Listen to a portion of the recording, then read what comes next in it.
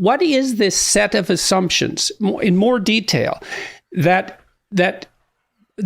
perturb you, and why do you, let's start with that. What is this set of assumptions about about race relations in the U.S. that perturb you?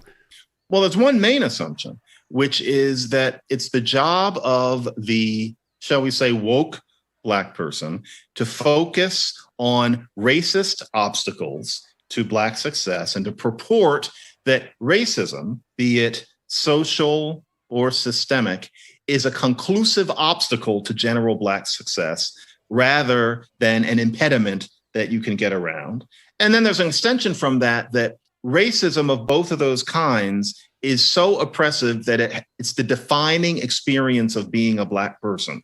And so it means that if you are a Black person and you're writing, be it fiction or nonfiction or opinion, your focus is supposed to be always and forever racist oppression. Because if you're not doing that, you're not authentic and you're dissociating yourself from Blackness in some way. And I find that as a Montessori kid who has a lot of interests, I've always found that extremely confining. As soon as I hit adolescence, I realized, wow, I'm expected to be this racism-focused person maintaining a wariness of white socially that has not been necessary since about 5 years before I was born.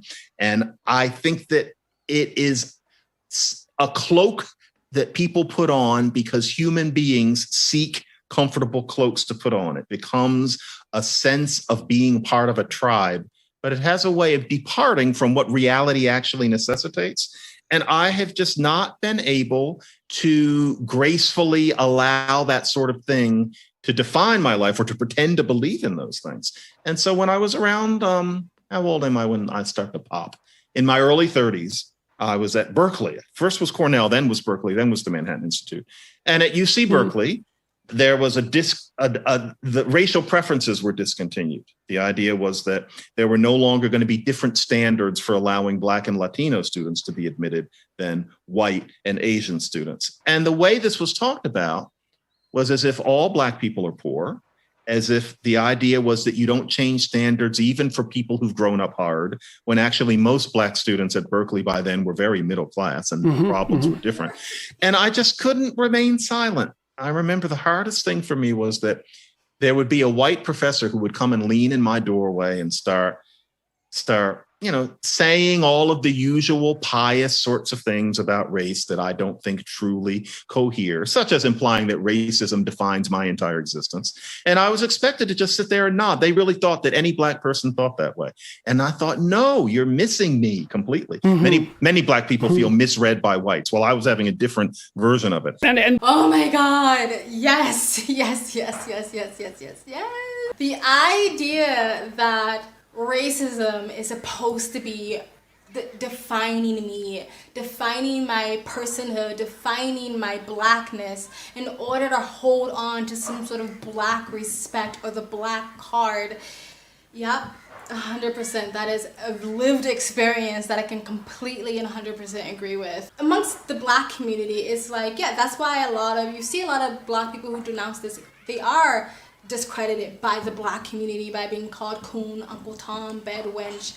You hate yourself, you have internalized self-hate or whatever, right? It's almost like if you don't say, yes, racism is such a heavy part of my life that I experience it all the time, that I'm so oppressed, that cops are hunting me down. Like, if I don't go along with that somehow I'm trying to be a better Black person, or I'm trying to separate myself from the other Black people and say I'm different, I'm better, or something like that. That's how a lot of woke Black people see it. It's like, well, you think you're different than us, you think you're better than us, so we're gonna disown you for not caping for this narrative, right? When most of them haven't experienced it themselves. Especially if you are literally on the grounds of a university, especially a prestigious university, and you're still trying to have this oppressive narrative is beyond me. The white liberal professor sticking his head in to be like, oh, poor you, poor Black man, you're so oppressed. Definitely. I've talked about this multiple times. The amount of time that some white progressive, usually a woman, just openly talks to me of like, so how is it for you as a black person in America? Is it hard? Is it hard for you, Blackie? You know what I mean? It's like, and you're like, are you actually serious right now? Or when Obama was running for presidency, and I could just be in the line at fucking Save-On or whatever, it's whatever grocery store shop, and some fucking white person turns around and like, so Obama, black man. He just like, why are you just assuming I'm voting for him? Like, it's just insane. And it's like, it's woke racism. This guy, I believe, coined the term woke racism. And you're just like, I can't believe you don't hear yourself right now. Life can be tragic, right? Life can be horrible, tragic, unfair, full of trauma and all that stuff. We got that, right? But life can also be beautiful, and life can also be amazing. And you have a finite time on this planet, but you want me to fill up that time being mad at something that's not really affecting my life. Like, have I experienced racism? Yes, I've experienced racism, but to such a minute percent of my life, like it doesn't affect it. And when it does happen, it's usually some dickhead asshole with a low IQ calling me the N-word, and you want me to allow that person to live rent-free in my head? People have self-induced misery. They go seek it out so they can be mad about something, so they don't have to work on their own shit, the real shit they're actually struggling with. They can put all their crap on something else and project it on something else. Or they can virtual signal and pretend like they're this amazing fucking white savior or really pro-black person or whatever. Anyway, let's continue. Having a different version of it. And then I was curious about you because you said at the beginning that even though your mother had taught you, in some sense, these woke precepts, there was something in you that rebelled against it. Yeah, what was that? Yeah, it's not, I don't rebel against the idea that, for example, there is institutional racism. I don't think it should be called that, but there are inequities in society between, say, black and white that are due to racist attitudes, usually in the past, and racist biases and racist lookings past. All of those things are definitely true. There are all sorts of things in Black history that have helped to set us should certainly know about. One should know about the redlining of neighborhoods, where in many cities, most Black people lived in neighborhoods where banks would not give you a loan. All of these things are very real. I never felt like I rebelled against that. What I rebelled against was the idea that you base your whole sense upon those things, such that you live a life that's abbreviated because you're exaggerating how bad it still is, and you're distorting what's necessary to create dignified lives for Black people. And my feeling's always been, you probably have about 80 years. You know, you're lucky if you've got 80 years, and if you spend your whole life maintaining, in my time period, the same battle poses in the 80s and 90s that people needed in the 50s and 60s.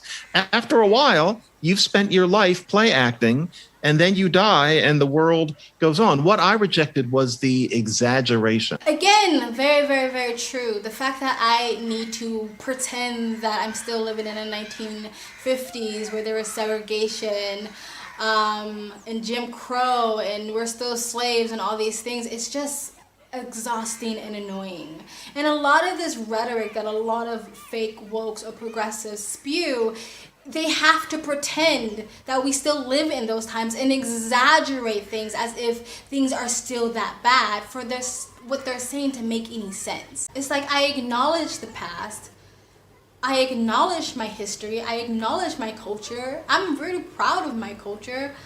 I'm not going to pretend I had anything to do with it. I wasn't there, I didn't exist, and I would never take that away from the people who really fought for me to be here now. And for me to act as if nothing happened, as if there was no progress, is almost like a slap in the face of the people who fought so you can have the freedoms you have today. Like, I was talking to my great-grandma, who's like 100 or something like that. And she is literally flabbergasted and amazed with happiness that I, as a single Black woman, can travel the world and live abroad. This was something that was unheard of in her day. First of all, being a woman doing it, being a single woman doing it, and being a black woman doing it. And she's just like, I can't believe you got on a plane, went to a different country, and now you're just there. Like, it's that simple. I will forever be grateful for the people who fought to get me to where I am today. I'm not going to squander that by bitching and complaining about microaggressions. Like, are you fucking kidding me? I'm living my best life. You know what I mean? There was a hashtag, black and free spirited, or black and happiness, or something like that people were actually bitching about, saying, oh, well, black people can't be free spirited because we have so much oppression. Like, it's so sad that there are grown as adults that teach this to their kids. Like, your kid, you have your kid in front of you, and you're like putting the rocks and the weight in the world of their shoulders, you're shackling their ankles for them. It's like, are you fucking kidding? Like, it's really insane. But people are waking up to it, gratefully. But not fast enough, and not soon enough. But anyway, let's continue. That we were supposed to still be speaking that language that the Black Panthers had spoken, it struck me as a pose. And there was a part of me that was deeply disturbed by the artificiality of it, and that you were actually expected to live it. Why the okay, so you use very specific words. Oppose, artificial, as opposed to what? Like, on what base? Like, you're comparing it to something, sure. And it sounds like you're comparing it, and you don't just regard it as an exaggeration. Your criticism has gone farther than that in the past. I mean, you've also directly stated that conceptualization of the problem in this form is actually interfering with the solutions that we still need to generate. So it's not just an exaggeration; it's a problem in and of itself, and that's a deeper criticism. So what's the artificiality as far as you're concerned, and compared to what?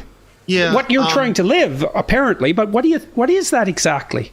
The question is, how much of an obstacle is racism after formal segregation has been battled, after racial attitudes changed profoundly in the 1970s? And I'm just old enough to have watched that happen. It gets to the point where, okay, racism does exist, both social and institutional, but how much of an obstacle is it to doing pragmatic things that will make poor Black people less poor and all Black people happier? So, quick example would be that these days you can look at the fact that Black kids tend not to do as well on standardized tests as other kids. It's there. Now, you can look at that and you can say, well, if Black kids don't do as well on the test, that's because of racism, and so we need to eliminate the test because the test is racist. Now, in what way is the test racist? 40 years ago, maybe those tests asked you what wine goes with chicken. That hasn't been true for generations now. So it's not about asking people things that they have no reason to know. How is it racist? And there are people today who even will imply that Black thought is somehow incompatible with tests like that, which is very close to saying that Black people are incapable of disembodied abstract thought. And many whites will chime in. It's probably identical with that claim. Yeah, it's very unfortunate, especially given that the people who are saying it know very well the history of that being said about Black people.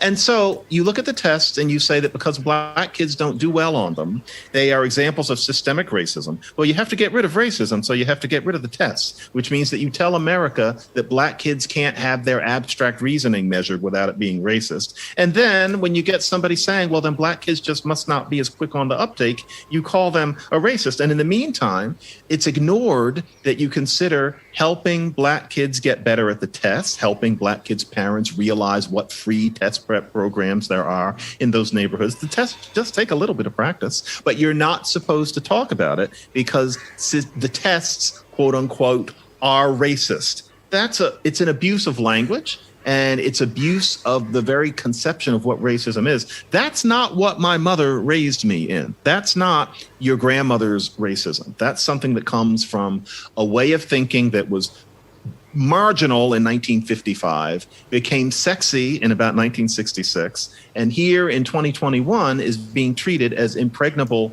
wisdom. Stopping it there, like, I totally agree. And what he's meaning is like, because someone didn't do good on a test and it was just labeled and deemed racist, they never got to the root problem of maybe that kid is dyslexic and they can't really read the problem. And now you don't know because you just deemed it racist. Or if a little girl's not doing good in math, you just deem the math class racist or the math teacher racist, instead of, digging a little further and realizing the kid has a broken home and there's no one to help this kid study. It's always like racism. You're not getting to the root problem of the actual issue. You're not actually helping anybody at all. And I used to believe in this, and a lot of people of color believe in this. A lot of people of color are really easily duped into believing these things, because it's always like, for your best interest, you need to believe in these things so we can help you, right? And so like I used to think standardized tests were racist too. Like I remember someone giving me the example of, if there's a multiple question of like, what is a tea kettle, and only a middle class or upper middle class child ever seen a tea kettle, someone who's a lower class or lower working class, their parents just boil the water in the pots. They won't understand what a tea kettle is, and they'll pick pot and then they'll get it wrong. Instead of maybe understanding that kid maybe never seen a tea kettle but can still have enough brain cells to still, by the process of elimination, understand what that tea kettle is. Okay, I know this is a pot because this is what my mother used. I know this is a plate and I know this is a bowl. So this must be a tea kettle. But instead of allowing kids to do that, you just basically say like, oh, black people are just too dumb. We're never gonna get it. All right, so again, woke racism, but let's continue. Someone black has to speak out against that. So that's what I mean by the exaggeration and the artificiality and the outright harm that comes from these sorts of things. Well, and with regard to it being a pose, so is it a pose of? So I could say, well, is it a pose of unearned virtue? I mean, virtue is not easy to earn. True virtue. You have to establish, let's say, we'll see where we go with this. Maybe you have to establish a relationship with beauty, and beauty is real. You have to establish a relationship with truth, and truth is real. And so to earn virtue is difficult because beauty and truth are imposing and formidable. If you have any sense at all, you see that. And so that's a daunting task to establish genuine virtue, and a terrifying task. And is the pose the willingness to adopt? See, because when I talk to the ideologue type, this ideological pose is the aping of virtue, as far as I can tell. And I mean that in sort of a technical sense, is that you master this language and it contains the expressions of true virtue. But, the kind of problems that you were talking about, and I see this on the environmentalist side of things too. Well, how do you get black kids to do better in elementary school, let's say? Well, that's a more manageable problem. It's a problem that would take a little bit more humility to conceptualize. And it's also a really, really hard problem. And so to be virtuous in your attempts to solve that would probably require the dedication of your entire life, really, to take a good crack at that problem, right? Because that's a tough problem, man. And so maybe you don't want to do that and then you're enticed by your educators into this alternative possibility where all you really have to do is master a set of propositions and you're on the winning side. And that also gives you some convenient enemies, and maybe it fulfills to some degree the religious instinct. And it appalls me to see the universities complicit in this, and that they've come to see that. And I think part of that falseness and artificiality that you described, I think the fact that exists is part of the overbearing insistence that the veil not be lifted and that no one question this, because what is underneath it is so damn ugly. All right, guys, that was Dr. Jordan Peterson, and I forget the guy's name. Forgive me, but he is the author of Woke Racism, or coined the term woke racism. And basically, towards the end there, I believe Dr. Jordan Peterson, in a lot more intellectual way, was basically talking about virtual signaling. It's a I'm gaining virtue by not doing much of anything but signaling to the right people, the right tribe, the right community that I'm a good person and I'm on the right side. I don't actually have to do any research. I don't have to actually educate myself. I don't actually have to physically do anything or be an activist, really. I can just have the right vernacular and lingo and put hashtags in my bio and boom, I'm virtuous, right? Which is not really true virtue. But anyway, that's it, guys. Tell me what you think in the comment section below. Please like, comment, and subscribe. Hit that bell to get notifications when I do upload. All of that really does help with the algorithm, guys. And if you'd like to support the channel even further, you can donate. My PayPal and Cash App link is in the description box below and also in the comment section. Of course, it helps, but you don't have to. You can just like, comment, and subscribe. Another great way to support the channel is visit my brand new merch shop. Links down below and links to all of the alternative platforms I'm on. My socials, including my Twitter, all the ways to support me and other ways to contact me for business is always in the links down below. I also have a second travel vlog channel. I travel as a lifestyle or live abroad. If you'd like to know where I am in the world, you can go to the description box below and also in the comment section. Hit the link, go subscribe to my travel vlog channel, and or follow me on my travel Instagram. My storage is usually what's most up to date. I also have on my main channel, Mika Reacts and Reviews. Links down below, and you guys have an amazing day. Bye!